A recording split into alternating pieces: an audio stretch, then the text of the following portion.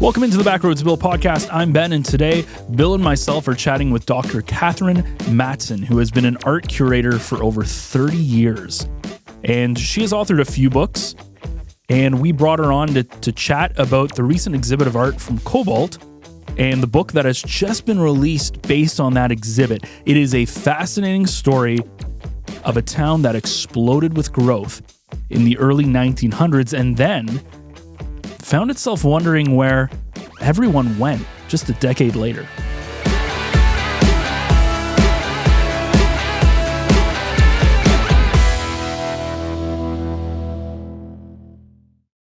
Well, today on the program, we are welcoming in someone who has spent over 30 years curating art, including over 100 exhibitions.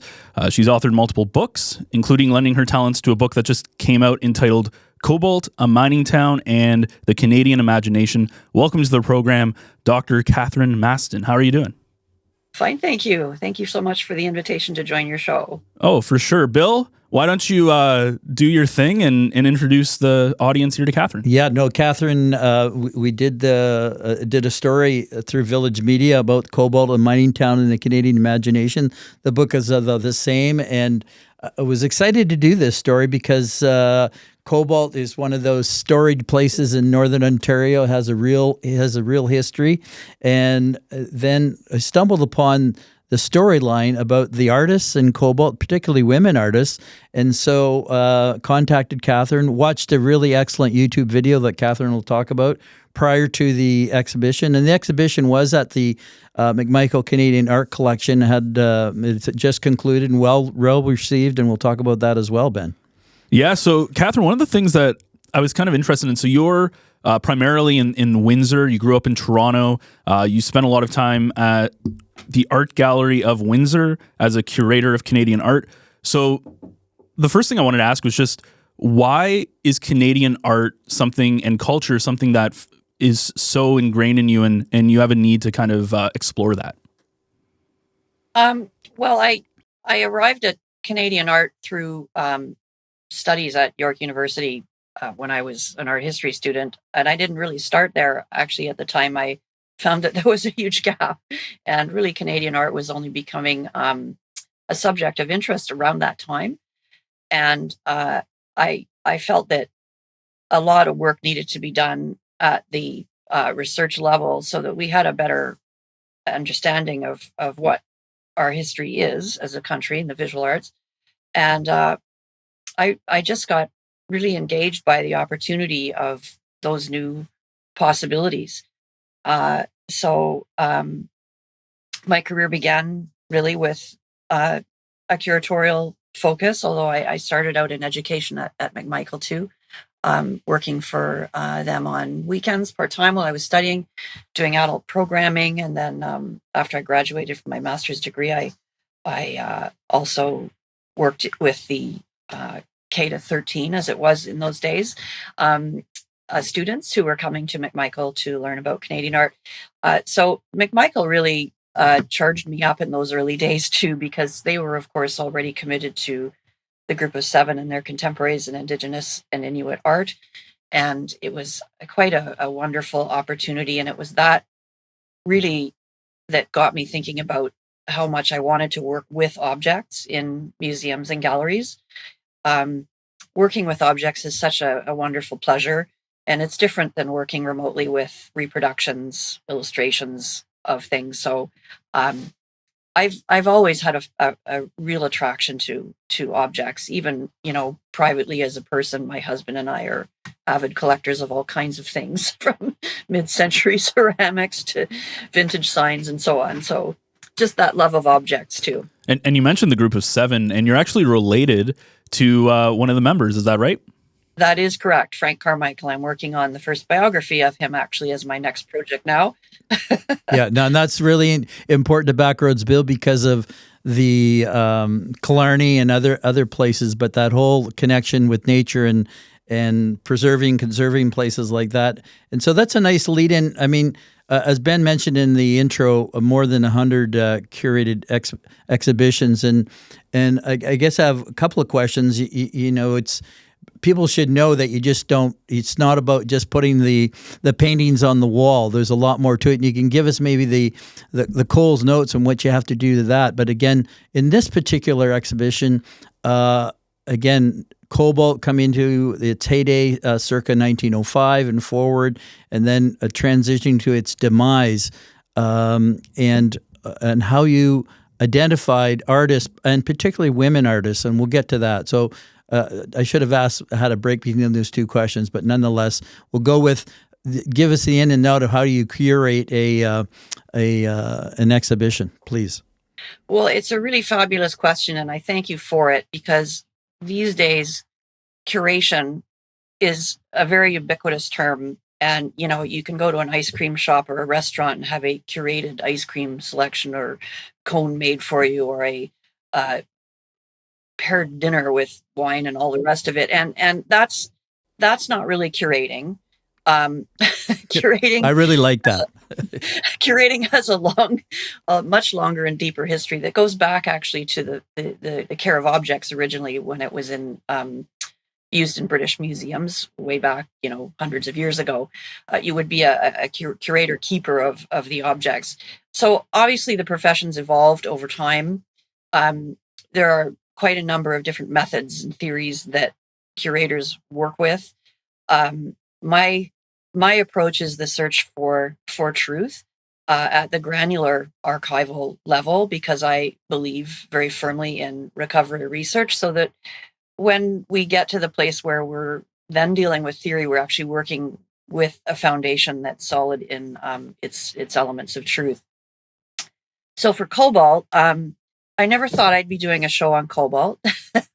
It was the invitation of Sarah Milroy McMichael, who said, I've been given a tip that the Cobalt art story should be told, and I'm looking for someone to do this show, and I want you to be that person. And I was just leaving my post at Windsor at the time.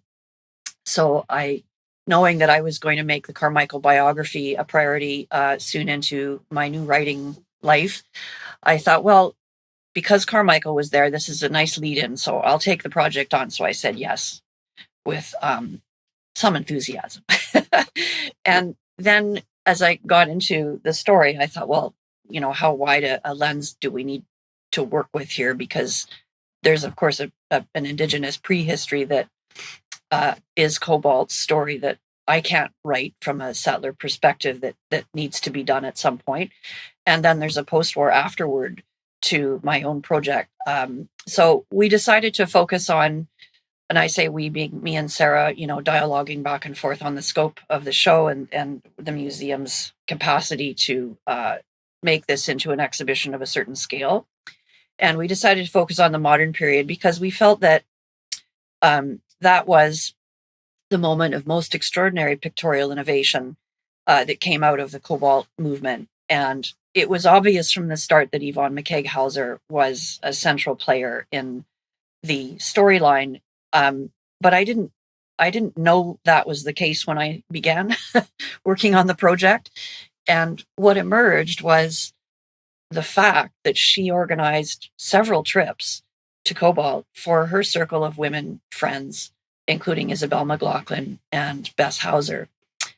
And so once I realized how much of a galvanizing force Yvonne was, I thought, this is just a really engaging way to tell the Cobalt story, because the women were really the ones that took the place seriously first. They weren't the first, but they took it more seriously than the earlier artists that preceded them, including, for example, John Cotton, who worked as a printmaker in Toronto for many years and then went to the United States for a while and then came back to Toronto.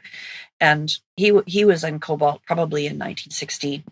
And he sketched at the Cobalt Lake, which had been drained to access the silver resources. And he also sketched in the O'Brien mine, which was one of the only Canadian-owned mines in Cobalt. And he got access to one of the bullion rooms. So then, as the project began to expand, I discovered, of course, Douglas Baldwin's wonderful historical work on the history of Cobalt.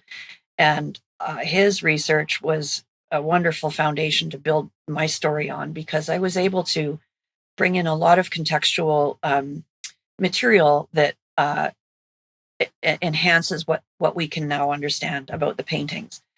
So, in terms of the how this actually evolved into a show, I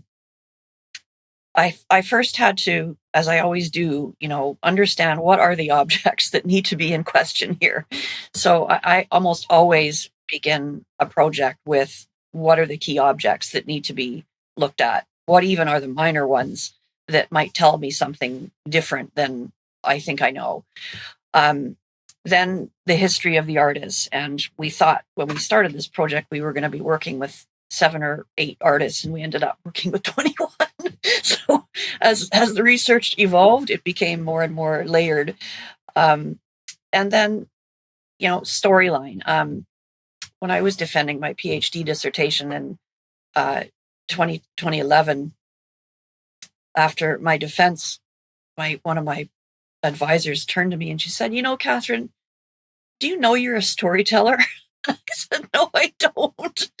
And she said, well, you really are. And since she said that to me, I've thought very much about what is the story that I really want to tell in this given project, whatever the project is. So for me, Cobalt became a story about the artist, but also the economics of it, why this silver extraction happened, what the impact was on the environment, what happened to all that silver, and the wreckage really left behind from the mining was what those artists saw.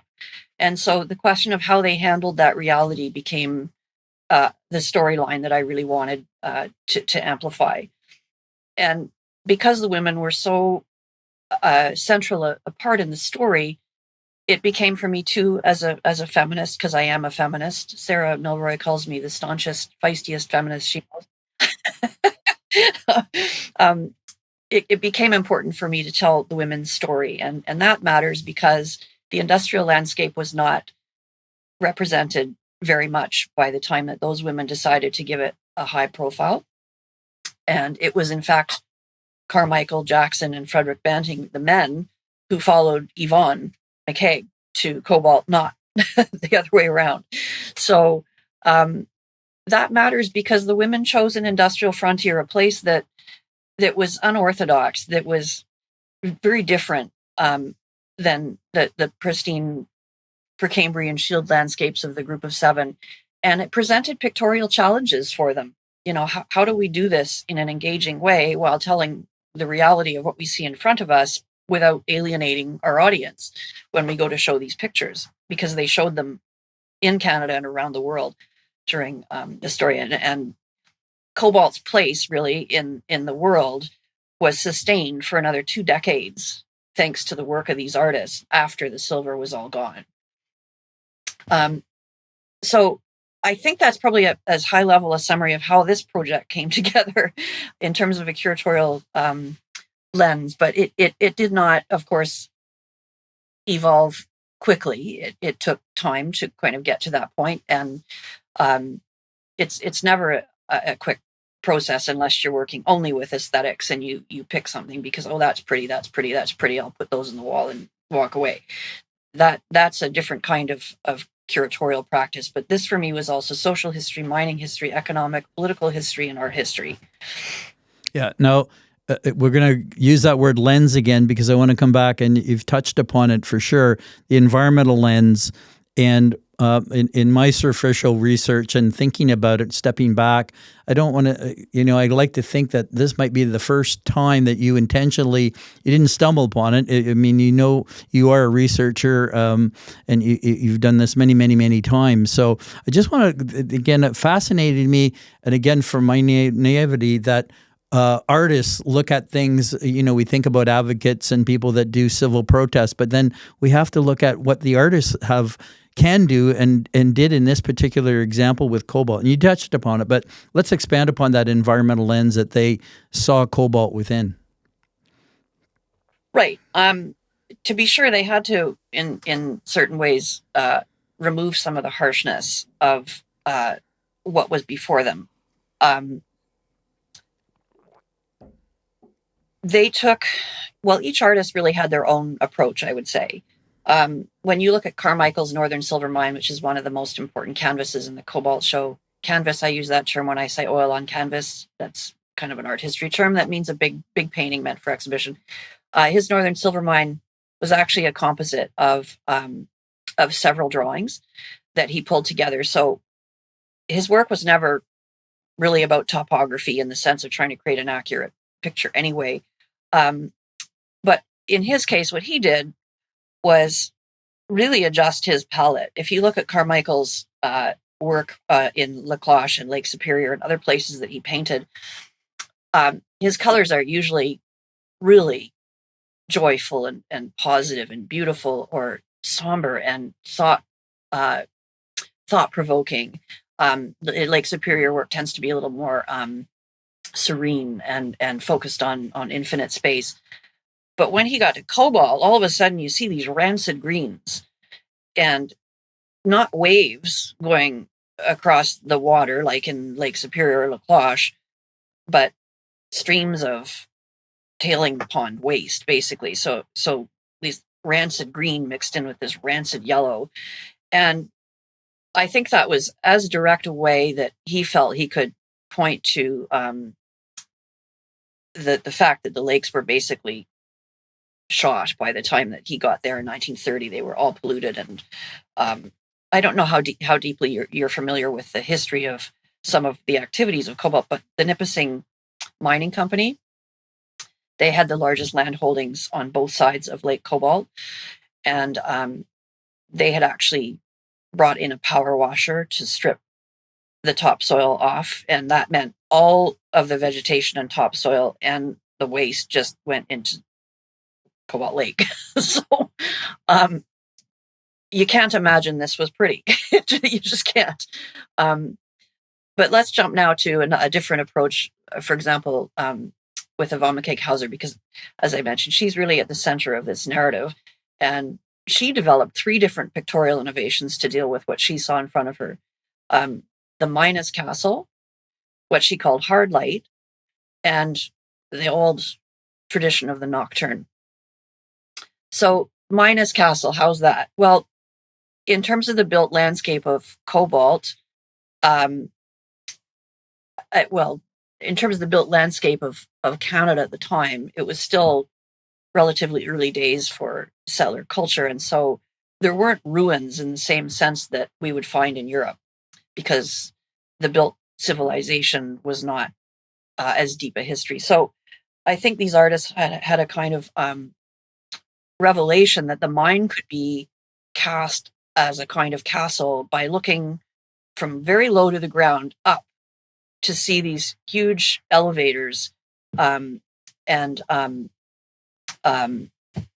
mining. Why am I missing the term for the shafts, the head shafts? Yeah. These huge head frames that were built to drop the miners down into the ground. These formed the architectural landscape of Cobalt. So that was one of Yvonne McCaig's contributions, was to sort of see that possibility. And Isabel McLaughlin worked that way too with her Nipissing Mine picture that's also illustrated in the book. And then to paint Cobalt at night was to basically turn the lights off on the waste, right? so it in a way took some of the harsh reality away from what was before the artists. But then Yvonne McCaig also felt that when you looked up at the sky in Cobalt, that there was a particular quality to the light in Northern Ontario that she wanted to also play with. So her great canvas in the National Gallery of Collection, simply called Cobalt, was what she, I think, felt was her crowning achievement in describing Cobalt's hard light. And in that, she just allowed sunlight to blast hard on the unique colors that people had painted their homes, and the wonderful way that light could reflect off of the objects that were there. So to be sure, there was an idealism that the artist had to add to the paintings to find ways to make them engaging. But I think they did so in a way that also sensitizes us to the reality before us. When you look at the extraordinary photography that Isabel McLaughlin did, that it was a find in this context of this exhibition research, you'll see that she did not shy away from photographing the massive slag heaps, the tailing ponds, the leftover materials from industrial production, augers, elbows, pipes, fittings, these kinds of things. And you can't see those as idealized. It's the facts before you. If photography, can do that factual job, it's right there in her photographs. Even so, she's brought a really beautiful sense of composition to those images that is her interpretation of the tailings and waste ponds and so on before them. Another thing that I think too is a reality for most all the artists is how few images of people there are. Most of these are landscapes without people in them, and there are very few portraits of people that were attached to the Cobalt story. So, that to me speaks a little bit about the desolation from a human perspective of Cobalt's own population and how quickly it declined after the initial silver rush. At one time, I've cited the figure, there were over 87,000 people in 1 year arriving in Cobalt Station. And by the time that the Cobalt silver story expired, in a sense, Cobalt was down to a population of just over 1,000. So it went through a tremendous period of expansion and a quick period of contraction as well. Creates a really interesting, I think, as you were saying, Catherine, from an artistic standpoint of just this place that exploded, and what was it, like not even 15-ish years later, it's just dwindled, and now it's starting to come back since the late 2010s. We're starting to see some stuff with it. Fun fact though, Cobalt also had one of the first, when the NHL was first kind of getting going, it had one of the first NHA teams, yeah, which is kind of cool. But anyways, Bill, I'll let you go ahead. Yeah. That was a little fact that I saw that was Cobalt has this storied history right into as it continues to transition. I was listening intently to Catherine's comments about the power washing, and you can still see the devastation in some aspects of the Backroads. And at the same time, they've done tremendous environmental refurbishment, especially with the engineered wetland that's in the center of town that people should stop and see. One of the great thrills that I have on the Backroads, whether it's a historic photo or a painting, is to georeference them. And maybe that's a good segue into telling us about what readers and viewers will see in the book Cobalt, a Mining Town and the Canadian Imagination. Tell us about the book. Well, the book is 200 pages in size. It's fully illustrated with all the works that were included in the show and additional images that amplify in some way the storyline, whether it's another photograph or a reference that helps us to understand the subject that we're looking at. Maggie Wilson from the Cobalt Historical Society is to be recognized here for her incredible generosity in helping me to locate the sources for almost all the works in both the book and the show. Without her, I think my essay would have been quite different. So that storyline is part of what you'll find in the book, because I think people do want to know, well, was this based on an actual place or not?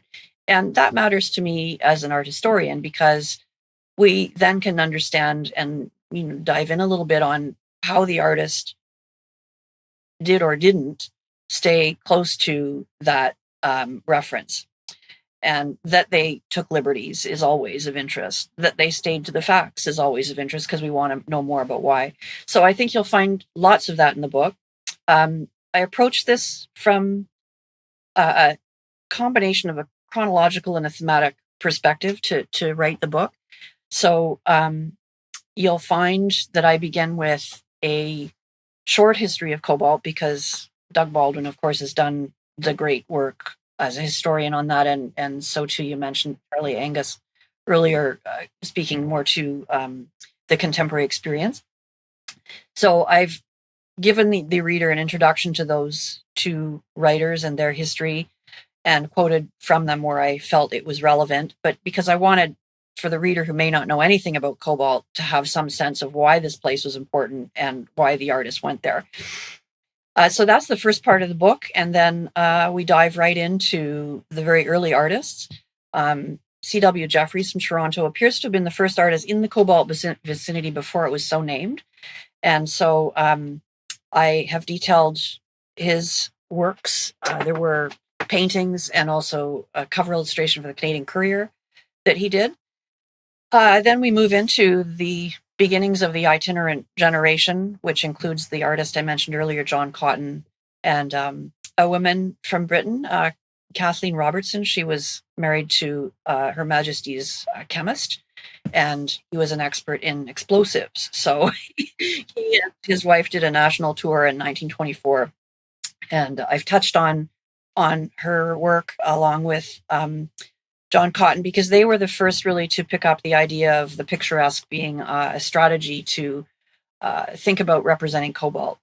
And then comes the work of Yvonne McCaig-Hauser quite quickly afterwards.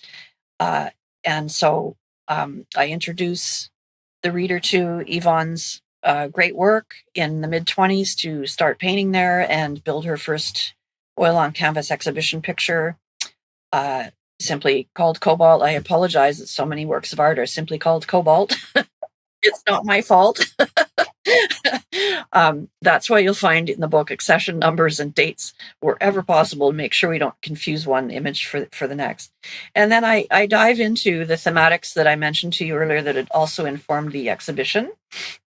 The Minas Castle, the Nocturne, Cobalt's Hard Light, as Yvonne McCaig, and the women's contributions to imagining Cobalt in pictorial terms. And then for the men, it seems to have been a different matter.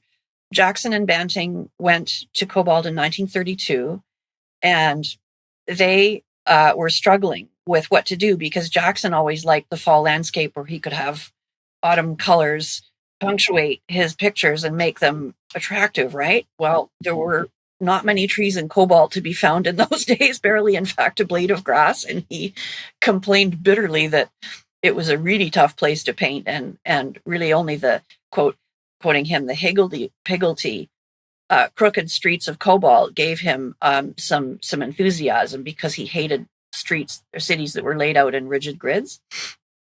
So he and Banting went off doing higgledy-piggledy streetscapes. And then one morning during their trip, there was a flash event, snowfall. And Jackson and Banting were both very excited, because that was another way to cover up the ruins before them, was to have a blanket of snowfall on everything. And lo and behold, when Carmichael didn't come back to his well-known print called Houses Cobalt, he didn't throw a blanket of snow on it too, when the watercolor that he painted, which would have been started in plein air when he was in Cobalt, did not have any snow. Carmichael, I don't think, experienced snow in Cobalt, but yet Houses Cobalt was finished with a hefty blanket of snow. So that was how the men dominantly attended to imagining Cobalt differently. And then towards the end of Yvonne McCaig-Hauser's time in Cobalt, she became more interested in the fact that the population had declined so rapidly, and that families were broken apart because the miners had to move on to other sites, and sometimes their families, wives and children, were left behind. And so she started to look at daily life in Cobalt, and her painting that was shown originally as French Cobalt shows a big long clothesline of laundry hanging in the wind, drying on a clear, hard light Cobalt day. And she started to insert more presence of people into her landscapes. So then after Yvonne McCaig was disinterested in Cobalt, she closed down her interest in Cobalt after her 1934 trip. That meant that the Cobalt story for the women was also over. None of the women went back. Now, there's a reason for that with Bess Hauser that gets complicated, which I go into in the book. And that's because Bess Hauser was married to Fred Hauser, the economist and supporter of the Group of Seven and author of the first story on them in 1926. Well, he fell in love with Yvonne McCaig, and Bess kind of got upset about that, Fred's wife. And then she took off with Lauren Harris, and Lauren Harris and Trixie Harris's marriage was broken up as a result. And they eloped to the United States to get divorces from their partners and remarry. So Fred and Yvonne took more time. They were another year and a half before they got married, but their marriage was quite short at a year and a half, and he died of heart complications very suddenly. So Yvonne's life really shifted radically after Cobalt. And with all this business of Fred falling in love with her, she was stunned and didn't even see it coming. So it got very complicated that the Women's Network wasn't quite able to stay together in the way that it had after all the divorces and affairs had transpired. So you'll see a bit of that storyline in my book, but I've tried to keep it contained because it's a complicating factor in the Cobalt story, but not really central to the Cobalt story. And after Yvonne, really the Cobalt modern art movement started to come to a close, and there were just a small number of artists that went there afterwards, including Leonard Brooks and Wilfred John Flood from Ottawa. And also in the book, Sarah was generous to find Bonnie Devine to contribute an Indigenous perspective on Cobalt, and I think that's an important point of reference that sets my own lead essay in an important context. And Edward Batinsky, who's known for his work with critiquing the industrial landscape, he's done an epilogue for the book as well.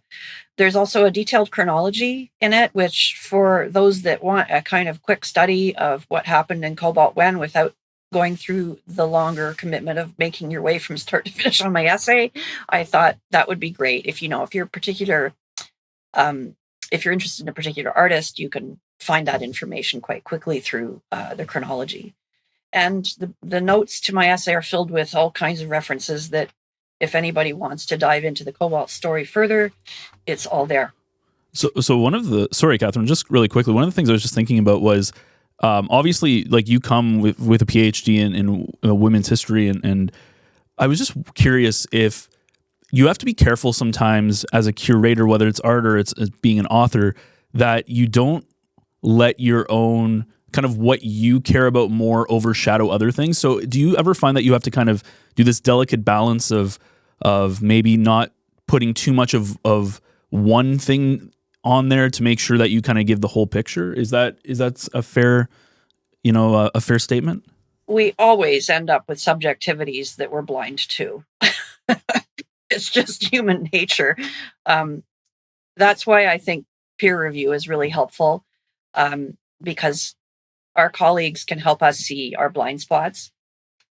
So Sarah and I dialogued many times through the course of this project. I also had a friend and Cobalt champion in David Bridges of Cobalt, who wanted, I think, for me to do a bigger story even yet on Cobalt's artistic history. But I felt that I had to contain this story specifically. I think I'll go actually to the Carmichael part of this exhibition to address your question more directly, because Carmichael really was the draftsman of this entire movement, and he produced more drawings than any other artist. And I could have filled a big chunk of the gallery with that, but obviously with my subject position as his granddaughter, I had to be reflecting on that and thinking critically about what new things I could do with those drawings that would add to the historical record, bring a new reading to the work, and not, overpower the other artists in the exhibition. So I really did pull back on how much Carmichael drawings went into the show. But I, to be factually accurate in terms of his interests, I had to cover his prints. There are two prints that he did of Cobalt, one called Derelict Shaft, and it is the head shaft of the which mine is it again? The Coniagas. which is a combination of the short initials for the chemicals that were found in cobalt. Anyway, I won't go into that. So I what I thought I needed to do with Carmichael was bring those new findings forward on the prints, and then group the drawings in terms of how they related to the big canvas and how they related to the prints and watercolors that he did, but not show the whole thing, because that exhibition has also been done before in the 1990s to show the whole of Carmichael's Cobalt story. Then, with the women, I felt that a concerted effort needed to be put into recovering as many works of theirs as I could find. And because there's an uneven historical record of women's work generally relative to men's, it became hard. Like, I couldn't find any paintings by Rhodey Kenny Cordes, and she was the only woman that dumped a blanket of snow on Cobalt 2 of the female persuasion. So I felt that those were some focal points that for sure I had to be careful of, but at the same time I did want, and very consciously wanted, to ramp up the women's role in this, because I think it's deserving. Yeah, and it's an interesting thing from my perspective, because I kind of have to do the same thing from an audio engineering standpoint, where you might want to think, oh, this sounds really good to me, but you have to think about, like, it's people are listening on their phones, or people are listening to something in their car, and you have to be mindful of, like, everything. So it was one of those parallels that I was just thinking about, and it's very easy to go into, like, to just kind of get in your own lane and do what you think is right, but you always have to be thinking of the rest of it. But Bill, I know you had a couple of questions that you wanted to get. Well, as we kind of summarize, the book and the exhibit. If you missed the exhibit, the book, and I have not seen the book, but I'm looking forward to securing the book, because I'll take it to Cobalt. And again, I mentioned it earlier. It's like a time machine. Oh, there it is. Cobalt and my. It's hardcover. The very first printed one? Yeah, it's a hardcover and illustrated on the cover as well. So yeah, there it is. I think that you've done something that maybe or maybe not has done before, not just from a women's perspective, but I think it's going to be I would look at this as a fascinating and factual capture of an early period in Northern Ontario history. And Backroads Bill is all about Northern Ontario. And again, it's the first really look at that organized mining boom. I mean, the copper mining starts in the 1850s, but as we go towards 1905, and then we look back now, this will be a testimonial to that through the lens of the artist. And again, that's my takeaway with all this. And we're so glad to have you on the show and to promote the book. And again, look at the YouTube video. Ben, up over to you. Yeah, absolutely. And the one thing I wanted to ask a Catharine question here. So there's obviously a personal connection you have to this exhibit. Would you say that this is probably the exhibit that you probably maybe are the most proud of, or have the most connection to with anything you've done? And this is a two-parter. So the second part of that question is there anything in your career you feel you still need to accomplish even after doing this for 30 years? Oh, I'll never be done until I can't think anymore. That's the right answer. It's an ongoing process for me. As I said earlier, I love working with objects. And I mean, right now some people think I retired, but I'm really continuing on with my writing very strategically. It is something that I plan to keep doing for quite a while yet. I did mention the Carmichael biography. That's been a project close to my heart for a good length of my career. And there just has not been time for me to detail it. So I made this decision very strategically in order to make room finally for my research projects that have been on the back burner, as it were. So yes, I feel I'm very proud of this show. I feel that it's important, and I'd like to return to the comment just a moment ago about how this contributes to Northern Ontario history, and I want to leave the question for everyone to think about. I mean, how many places in Canada do we have these stories that need to be told at this level of investment? And without them, how are we going to really appreciate Canadian history and art history? So Cobalt for me was fascinating because I was finally able to dive into a single place and really really excavate, as it were, the history and bring it together in an engaging way. And I think there's so many communities, not only in Ontario, but across this country, that are deserving of this kind of a detailed investment.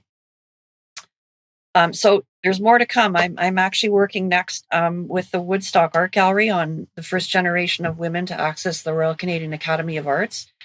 That will be 1880 to 1900. So I'll be back with my feminist hat on for that. That story still is to be told. How did the women get access to a male preserve called the Royal Canadian Academy of Arts, which was modeled, of course, on the British model, and it was exclusive to women being academicians until 1933, founded in 1880. 1933 was finally when the first woman was admitted to the academician ranks. Charlotte Schreiber managed to get her way in 1880, but she was the only one. And so we've got a long story there to tell. And as you know, I am working also on the Carmichael biography. So those are the two projects that will be out in front for me for the next while. And more will come, I know, from that. I don't know I'll be done Carmichael even after his biography, because I'm sure not going to be able to have the number of illustrations that that need to be done to really flesh out his career. His printmaking, for example, a book on his major paintings in oil and watercolor. Those projects will probably still lie out in front after the biography, but one thing at a time. Let's get the biography done. Well, I'm looking forward to the biography, to be sure. I'm going to go back. I'm going to harken back to your excavation has really uncovered a lot of gems, and we're so proud to have you on the Backroads Build podcast. Thank you. Thank you. Absolutely. Pleasure to have joined you today. So you can check out the book Cobalt, A Mining Town in the Canadian Imagination. I'll have the links in the description and everything. It's on the McMichael Canadian Art Collection website, which is just mcmichael.com. You can also Google it, but the description will be in the link will be in the description. Catharine, once again, thank you so much for spending your morning with us. Well, it's been my pleasure. Thank you for the invitation to join your show. Big thank you to Catharine for joining us. The work that her and the whole team that was behind the scenes that put together the exhibit, and of course the team that also helped with the creation of the newest novel, of course that's been a great story for the town of Cobalt that has in recent years seen a resurgence in terms of their economy and population growth, and it's been fantastic to see. You can actually purchase the novel Cobalt, A Mining Town and the Canadian Imagination at mcmichael.com, and I will put the link in the show description as well. So if you want to check out the actual link, because if you go to the mcmichael.com website, you have to go through a couple of sublinks to get to where you want to go. So the full link will be in the show description. And of course, don't forget to check out more episodes of the Backroads Build podcast on your favorite podcast players, with new episodes dropping every Wednesday morning. You can also find every episode of the Backroads Build podcast on NorthBayEcho.ca, where you can take a look at all of our shows that the network has to offer. And no matter what you are in the mood for, there's something there for everybody. And of course, you can check out our newsletter, Echo Essentials, which is free and is a great way to keep your finger on the pulse of the North Bay community with new podcast episodes and stories from around North Bay. So until next week, get outside and head for your next Backroads adventure.